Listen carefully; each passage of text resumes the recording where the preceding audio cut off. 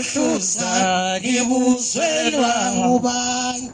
Wayizwa bese ngiyibambe emoyeni. Uyawuthiwa ukuhlala i-discount. Saba lapha imali phansi. I-discount yona le. Ngithole i$3. Ngifuna ungitshela ukuthi Honda Fit kumele leni. Uthwa iphi? Lencane so i-Honda Fit.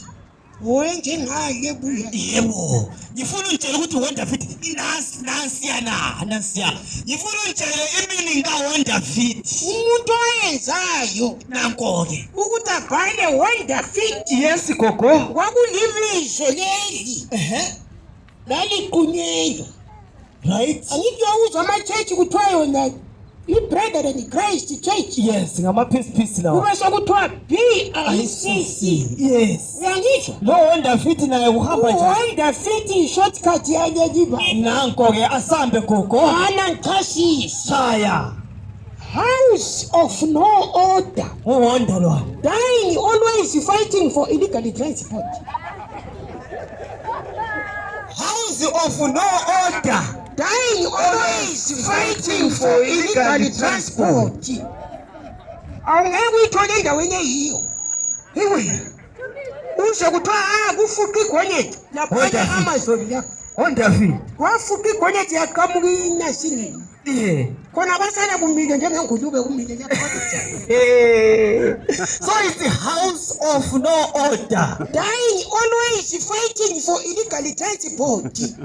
Ngeke yenza njengama-2000 kanje. Bayenzeni ama-2K? Bayenza njenge-Pro Box. Abane order. Right.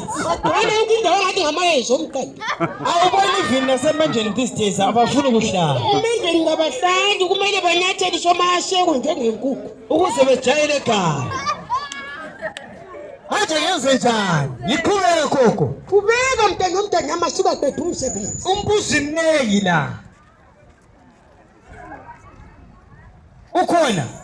Uba ngifuna ungitshela ukuthi why lathi kulo mfushwa. Ufushwa. Kodwa ukuthatha ngapha. Mama ukhona umfushwa. Ewazi umfushwa?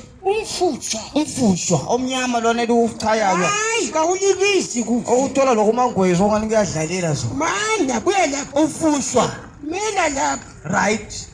Angithi uyabona imali elithi mfushwa. Imali lesikhiwa lezi. Awuvulilanga uyasebenza namuhla. Uyalizwa?